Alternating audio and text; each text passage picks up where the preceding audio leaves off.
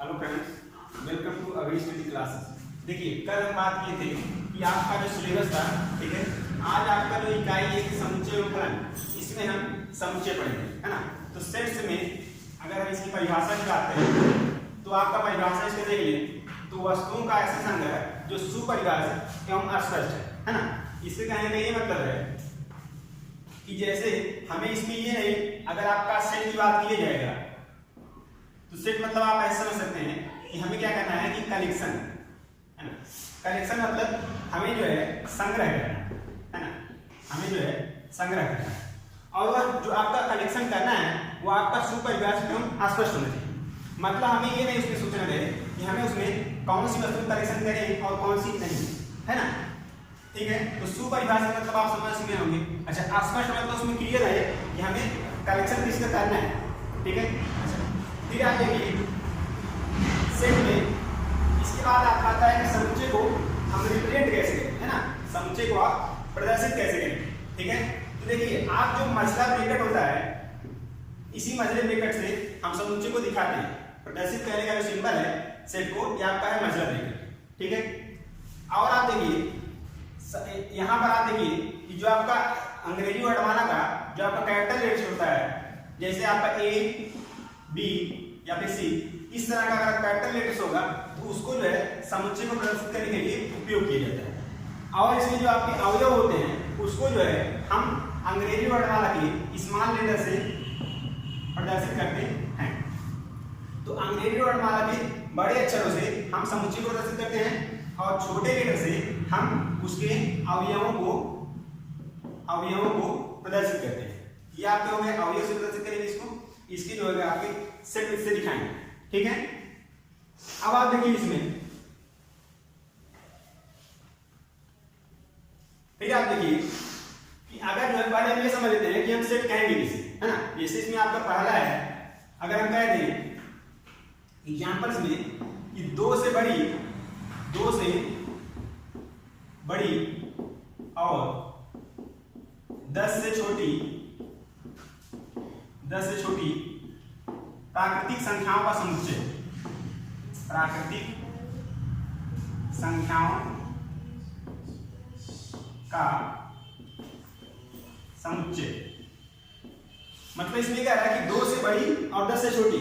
तो 2 से बड़ी में आपका क्या हो जाएगा, 2 से बड़ा आपका चलिए 2, 3, 4, 5, 6, 7, 8, 9 और 10। 2 और 10 के बीच में देखिए 2 से बड़ा लेना है और हमें जो है 10 से छोटा। तो इसके बीच में देखिए प्राकृतिक संख्या रखेंगे तो आपका ये। अब इसको अगर हमें सेट के रूप में लिखना है तो हम मान लेते हैं, माना एक समुच्चय है, एक समुच्चय मान लीजिए जो जिसमें आपका 2 से बड़ी और 10 से छोटी प्राकृतिक संख्याओं का समुच्चय है। तो ये आपको इसको जो है आप इस तरह से दिखाएंगे 2, 3, 4 नहीं सॉरी, आपका 2 नहीं रहेगा क्योंकि 2 और 10 के बीच लेना है। आपका जाएगा 3, 4, 5, 6, 7, 8 और 9। तो इस तरह से जो है हम इसी समुच्चय को प्रदर्शित करते हैं, ठीक है। चलिए अब आप देखिए कि समुच्चय का जो रिप्रेजेंटेशन है वो हम 2 प्रकार से कर सकते हैं, है ना। समुच्चय का जो प्रदर्शित करने का विधि है वो हमारा 2 है। तो आप देखिए यहाँ पर आपका पहला है, पहला आप जिसे कहते हैं तालिका विधि या फिर आप कर सकते हैं सूची विधि या फिर आप कह सकते हैं कि रोस्टर विधि। वैसे ये रोस्टर विधि होता है, यही ज्यादा आपका फेमस है। तो आप देखिए आपका जो प्रदर्शित करने का तरीका है, पहला आपका तालिका विधि है या फिर आप कह सकते हैं रोस्टर विधि। और दूसरा आपका है गुण विधि या फिर समुच्चय या फिर आपका समुच्चय निर्माण विधि, ठीक है। तो पहला देखिए आप तालिका विधि या सूची विधि चाहे कहिए चाहे आप रोस्टर विधि कहिए, तो इसमें क्या करते हैं कि हमारा आपका जो भी समुच्चय रहेगा उसमें उसके अवयवों को सीधे स्मॉल ब्रैकेट में लिख देंगे। 10 से छोटी प्राकृतिक संख्याओं का समुच्चय,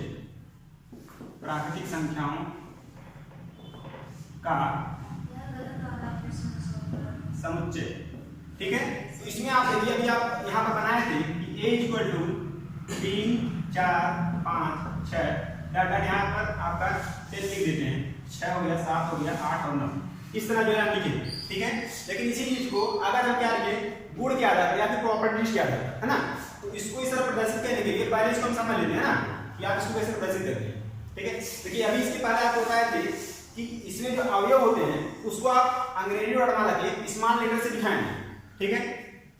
तो मतलब इसको अगर हम यहाँ पर कोई सेट मान लेते हैं, आपका कोई एक सेट है ए है, ठीक है, तो इसमें एलिमेंट्स को हम इस तरह दिखाएंगे कि a equal to x such that x क्या है। अब मान लीजिए इसी को हम दिखाएं, x जो है हमारा अवयवों को प्रदर्शित करता है, ये क्या करता है, अवयवों को प्रदर्शित करता है। अब आप देखिए इसमें, अब अगर हम इसको जो है इसी चीज को इस रूप में लिखें तो आपका ये हो जाएगा कि इसकी प्रॉपर्टी के आधार पर a equal to x such that x। तो आप पहले इसका मतलब समझ लीजिए, x सच दैट x, इसका मतलब ये है कि x जो है प्रदर्शित करता है x को, ये क्या प्रदर्शित करता है, यहाँ पर ये कह रहा है कि जो x का मान है, ये जो मान है आपकी, ये आपका जो मान है ये 2 से बड़ा है और आपका 10 से छोटा है। तो ये हम लिखे थे कि 2 से बड़ी तथा 10 से छोटी, तो 2 से बड़ा है और 10 से छोटा है। और फिर इसकी बात कर रहा है जो आपका x है, ये क्या है, नेचुरल नंबर। यही चीज आपको क्या हो जाएगा, ये फॉर्म आपका हो जाएगा, ये आपका हो जाएगा आपका गुण विधि, आप कह सकते हैं समुच्चय निर्माण। देखिए इसी चीज को देखिए हम लिखे हैं यहाँ पर भी, लेकिन ये आपका जो है ये आपका रोस्टर रूप है या फिर आपका सूची विधि या फिर तार्किक विधि, लेकिन जो आपका गुण विधि या फिर जो आपका समुच्चय निर्माण विधि, तो ये आपका प्रॉपर्टी के आधार पर हो जाएगा, ठीक है। तो इसमें कोई कंफ्यूजन नहीं रहना चाहिए, ठीक। अब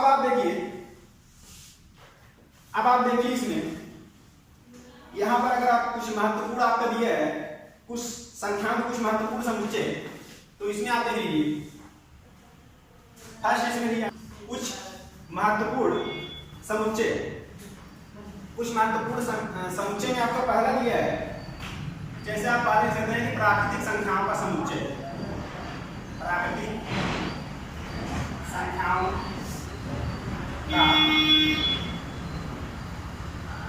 समुच्चय। तो प्राकृतिक संख्याओं में समुच्चय आपको पता है कि प्राकृतिक संख्याओं में समुच्चय कहते हैं कि सेट ऑफ नेचुरल नंबर्स, है ना, इसको कहते हैं कि सेट ऑफ नेचुरल नंबर। तो देखिए यहाँ से नेचुरल नंबर, तो यहाँ से देखिए आप जो है यहाँ से इसको प्रदर्शित करने का तरीका जो है, यहाँ से नेचुरल नंबर से यहाँ आपने ले लिया है। अब यहाँ पर नेचुरल नंबर्स को आप प्रदर्शित कैसे करेंगे, ऐसे 1 2 3 डॉट डॉट, आपको पता है इसके आगे सारी संख्याएं प्लस वाली, ये सारी वाली सब क्या होता है आपका प्राकृतिक संख्या होता है। तो आप इस तरह से अगर सेट में दिखा देंगे तो हो जाएगा आपका प्राकृतिक संख्याओं का समुच्चय। नेक्स्ट में आप देखिए, अब मान लीजिए आपका प्राकृतिक संख्याओं का समुच्चय है, अब कह दिया आपका कि पूर्ण संख्याओं का समुच्चय, तो पूर्ण संख्याओं का समुच्चय में आप क्या करेंगे, यहाँ पर आपका 0 ऐड कर देंगे, है ना। अगर कह दिया कि पूर्ण संख्याओं का समुच्चय तो हो जाएगा w बराबर होल नंबर, जो है 0 * 1 * 2 डॉट डॉट इस तरह से, ठीक है।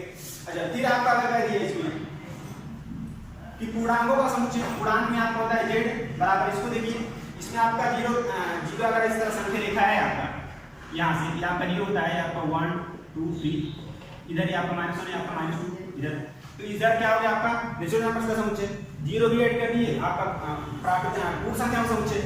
और इसमें जो है अगर आप माइनस वाला भी ऐड कर देंगे, जैसे -3 -2 -1 0 1 2 3 डॉट, तो ये क्या हो जाएगा आपका, ये हो जाएगा आपका पूर्णांकों का समुच्चय, ठीक है। अब आप देखिए इसमें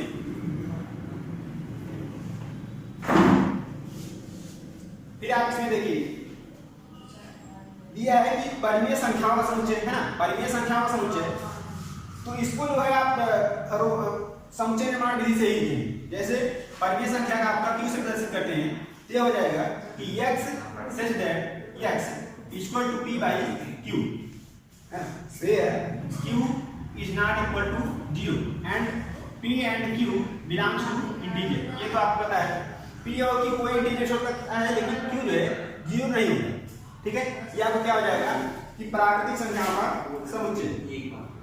तो इस तरह जो है आपका 2-4 इंपॉर्टेंस में दिया है। और फिर उसके बाद यहाँ पर लिखा है आपका कि वास्तविक संख्याओं का समुच्चय, तो वास्तविक संख्या आपका r होता है, r बराबर क्या हो जाएगा x से दैट x क्या है, एक वास्तविक संख्या, x क्या है, एक वास्तविक संख्या है, ठीक है। और यहाँ पर बस यही कह दीजिए। x क्या है सेट है, x एक वास्तविक संख्या है, यह क्या हो गया आपका कि वास्तविक संख्याओं का समुच्चय। ठीक है, फिर आप देखिए कह रहा है कि एक और आपका दिया है इंपॉर्टेंट है कि आपका जो समिश्र संख्याओं का समुच्चय है ना, लेकिन समिश्र संख्या आप लोग नहीं जानते होंगे, देख लीजिए आप कि समिश्र संख्याओं का समुच्चय, समिश्र संख्या क्या होता है। देखिए आप लोग अभी तक जानते हैं यहाँ पर कि प्राकृतिक संख्या पढ़े हैं, उसके बाद आपका पूर्ण संख्या, फिर आपका पूर्णांक, फिर आपका परिमेय संख्या। तो इन सभी संख्याओं पर हम मिला दें तो आपका हो जाता है आपका वास्तविक संख्या है ना। ये सभी संख्याओं पर हम ले लें तो आपका हो जाता है वास्तविक संख्या। ठीक है ना, और वास्तविक संख्या के बाद आपका एक होता है काल्पनिक संख्या। ठीक है, काल्पनिक संख्या में आप देख लीजिए, जैसे अगर हम कहें कि -1 है, अगर इसका आप वर्गमूल निकालेंगे तो आप कहेंगे इसका वर्गमूल नहीं मिलेगा, है ना। लेकिन यहाँ पर इसका वर्गमूल इस तरह निकलता है कि इसका जो आपका वर्गमूल होता है ये आपका आई दिया गया, आयोटा। ठीक है ना, तो ये जो आपका ये आपका काल्पनिक संख्या है। ठीक है, तो वास्तविक संख्या और काल्पनिक संख्याओं का जो योग होता है वो आपका होता है समिश्र संख्या। और वास्तविक संख्या में आप कोई भी ले लीजिए, जैसे 2 ले लेते हैं, और फिर आपका हो जाएगा काल्पनिक संख्या +2 + i, ये क्या हो जाएगा आपका, ये हो जाएगा आपका समिश्र संख्या। ठीक है, तो चलिए अगर हम समिश्र संख्याओं का जो है यहाँ पर लिखे समुच्चय, तो ये हो जाएगा आपका समिश्र संख्या को हम कहते हैं कॉम्प्लेक्स नंबर से प्रदर्शित करते हैं, c से प्रदर्शित करिए, ये हो जाएगा x such that x = a + ib। देखिए इसी रूप का है आपका, ये 2 + i × 1 a + ib का रूप का है, जहां पर आपका a और b क्या होगा, बिलोंग्स टू रियल नंबर्स, है ना। a और b में आप रियल नंबर से रख सकते हैं, और i तो आपको पता है i स्क्वायर होता है -1, इसी को स्क्वायर करके आपका -1 मिल जाएगा। तो ये आपका हो जाएगा समिश्र संख्याओं का समुच्चय। ठीक है, अब देखिए इसमें तो आपका जो पहला प्रश्नावली इसमें 1.1 में, उसमें केवल हमें यही सेट को पहचानना है ना। आपका समुच्चय को पहचानने के लिए दिया है। पहला अगर हम प्रश्न इसमें देखें समुच्चय, है ना, तो देखिए आपको 2 तरीके बताए किसी समुच्चय को प्रदर्शित करने का 2 तरीके बताए। पहला आपका है रोस्टर रूप या रोस्टर रूप, दूसरा आपका है समुच्चय निर्माण। तो आप चाहे जिससे प्रदर्शित कर दीजिए। चलिए अगर हम यहाँ से रोस्टर रूप में आपको क्या लिखना है भाई, जो भी राज्य है आपके भारत के सब आप लिख दीजिए रोस्टर रूप में। ठीक है, और अगर आपको प्रॉपर्टीज के आधार पर लिखना है फिर समुच्चय निर्माण में दीजिए, तो हम मान लेते हैं कि भारत के सभी राज्यों का समुच्चय माना a है। ठीक है ना, तो उसमें क्या हो जाएगा, हम कहेंगे कि x such that x, बताया था आपको कि स्मॉल लेटर से प्रदर्शित करते हैं। x such that x क्या है, x जो है भारत का एक राज्य है। इस तरह से ये आपका हो गया। हमें क्या लिखना है कि भारत का एक राज्य है, x such that x क्या प्रदर्शित करता है, भारत का एक राज्य है, और चूंकि ये सेट है तो भारत के सभी राज्यों का समुच्चय हो जाएगा। ठीक है, तो ये आपका हो गया। सब मिला के इसमें हमें पहचानना है कि कौन सा आपका सेट है और कौन सा नहीं। ठीक है, चलिए एक और देख लेते हैं। जैसे यहाँ पर कह रहा है कि कॉलेज के सभी अक्षरों का समुच्चय, है ना। फिर यहाँ पर एक एग्जांपल और आपका दिया है कि कॉलेज के सभी अक्षरों का समुच्चय, है ना। कह रहा है कॉलेज के सभी अक्षरों का समुच्चय, तो हम यहाँ पर मान लेंगे, माना कॉलेज के सभी अक्षरों का समुच्चय जो है हम मान लेते हैं डी मान लेते हैं ना, कुछ भी आप मान लीजिए, अंग्रेजी वर्ड मान लेते कि कैरेक्टर्स कोई भी दे दीजिए। अब देखिए यहाँ पर कह रहा है कॉलेज के अक्षरों का समुच्चय, तो जो भी यहाँ पर आपके लेटर्स है उसको आप लिख दीजिए। सी हो गया आपका, फिर वो हो गया। अब देखिए यहाँ पर यल आपका 2 बार, ठीक है ना, तो यहाँ पर यल 2 बार नहीं लिखेंगे, केवल एक ही बार। ठीक है, आप ये ध्यान दीजिए, आपका जो भी 2 बार रहेगा एक ही बार लीजिएगा। ये आपका है, ये लीजिए, उसके बाद आपका जी है और उसके बाद आपका ई है। ये हो गया कॉलेज के सभी अक्षरों का समुच्चय। ठीक है, ठीक। अब देखिए आप, ये आपका हो गया। आप समझिए कि प्रश्नावली 1.1 में आपका एक ही सेट पहचानना है। ठीक है, अब नेक्स्ट आपका देखिए, इसके बाद आपका है कि समुच्चय के प्रकार। ठीक है, इसके बाद आपका है समुच्चयों के प्रकार।